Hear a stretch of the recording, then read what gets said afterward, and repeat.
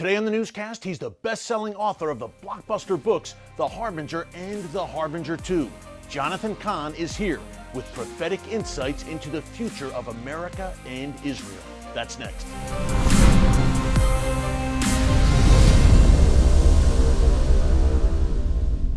Hey folks, Erick Stakelbeck here. Welcome to the Watchman Newscast. I'll be in Israel over the next several days, bringing you on-the-ground breaking news content that you will not want to miss right here on the Watchman Newscast. So be sure to keep it here all week, starting tomorrow from Israel.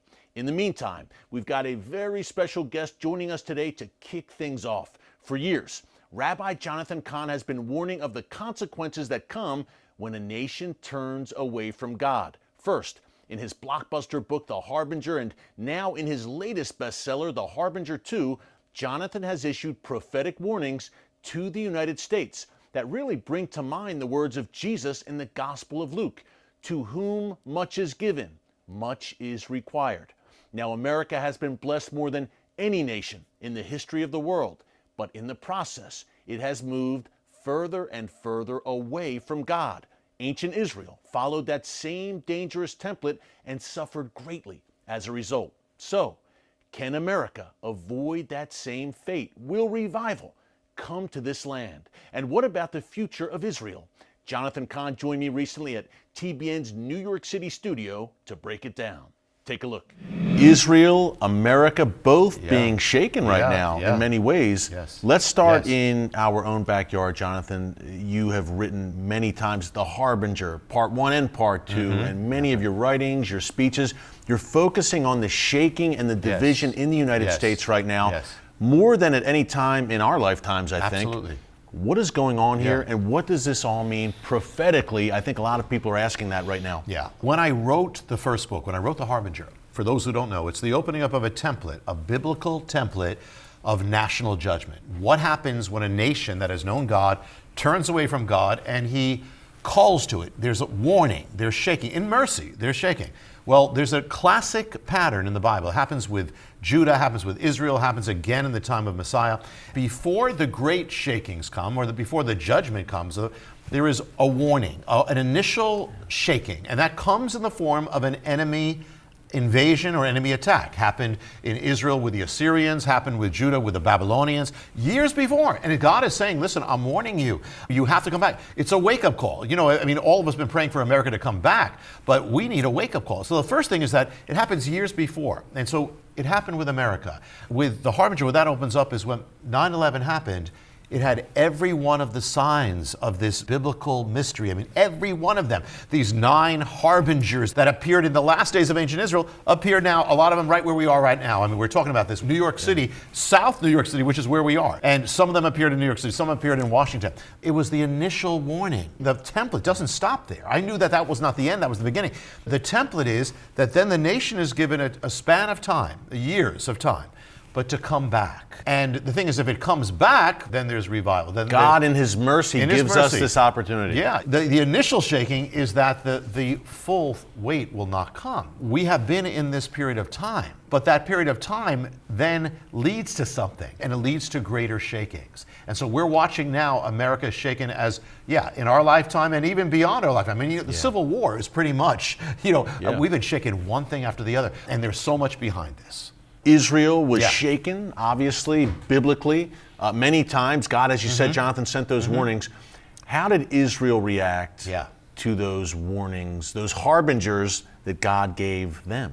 Not good. And instead of coming back to God, they hardened themselves, and they defied God, and they actually got worse. They headed away completely from God, and that's really what the warning of the harbingers are. It's not just the warning of judgment, it's the warning of a nation hardening its heart. So that's what they did, and what happened was, years later, that window came to an end, and the Assyrians came a second time, and when they came this time, it wasn't a warning, it was destruction. That's where you get the 10 tribes, the 10 lost tribes. They were wiped off the face of the earth, pretty much. I mean, as far as a nation, that never came back. And with Judah, similar thing. The southern kingdom, warning, Babylon comes in.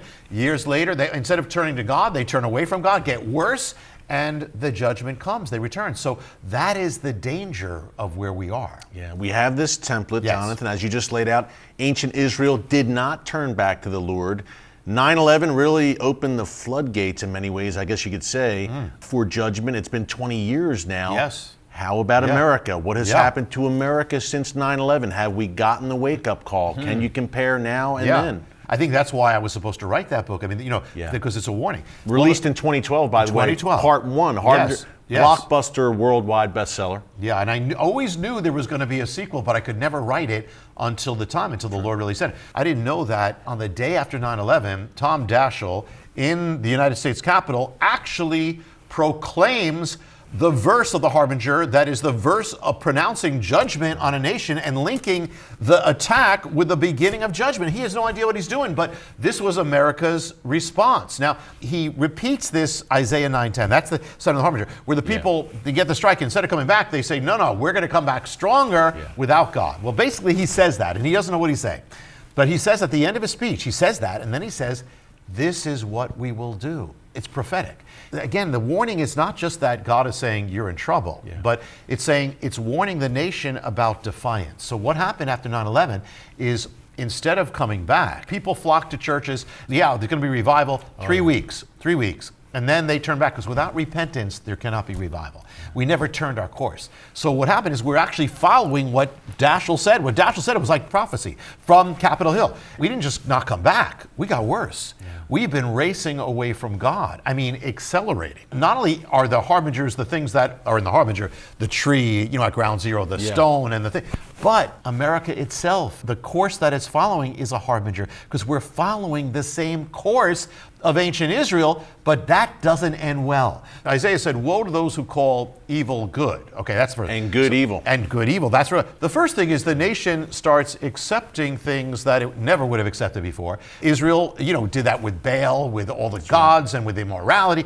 Did that. So the second part is the nation then starts calling good evil. So they start calling the people of God evil. They start trying to cancel them, silence them. Look at the last days of Judah, and what do you have? You got Jeremiah in prison. They try to cancel him. So now we're watching the other side of the coin, where it's saying now the God is wrong, that Christianity is wrong, the people of God are wrong. This is dangerous. We're radicals. We have to silence them. So we're watching that now. That's a deepening stage. Yeah, I can't let you out of here without asking you one question about Israel. We focused obviously on the United States today. You've also written a book about Israel as well. The Oracle. Of course, the Oracle. We did a show here on TBN. In terms of the prophetic timeline that we are on, and Israel facing some problems recently with Hamas, as you look at the prophetic landscape regarding God's land, what do you see? What are your impressions? Yeah, well, one thing is what we have seen in all this time, and we're talking about from Trump to now, is we saw the center being Jerusalem. It's kind of like a spotlight. Back then, if we lived a while back, you did the big spotlight, hey, the Jews are going to return to the land. Then you have the spotlight narrows to, we got a state of Israel, a nation of Israel.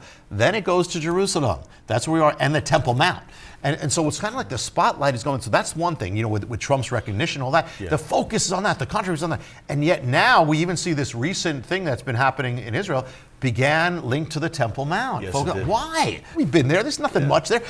Because this is the spotlight. This is the place where it's all coming back. So if all God's purposes are kind of converging, then all the enemy's purposes are going to converge too. You're going to have conflict. You're going to have violence. That's not away from the Bible. That's what the Bible's speaking about. The Bible says in the last days, the focus of the world is going to be Jerusalem, and there's going to be conflict. People are going to try to move it. Well, all this is still linked to that. So the end game is Jerusalem. The end game is Messiah coming. And so the fact that we're living in a day that Israel exists is amazing, but the fact that the whole world's centered on Israel, that's amazing, at size of New Jersey. And the third thing that is focusing on Jerusalem and the Temple Mount where Messiah is coming, that's telling you something, because the enemy he doesn't waste his ammunition. He's going to attack where God's going to do a great thing. And by the way, take that as a personal thing. If the enemy's attacking you, you're dealing with resistance, you're dealing with that, it's a good sign, because it means that there's something very great coming. You're in God's will, you're going to attack, keep going, because you're going to see something great at the end of that. So say with Israel, and the thing that we're going to see in the world at the end of this is Messiah himself. Yes, the city of the great King Jesus. Yes. Yeshua. Yeah.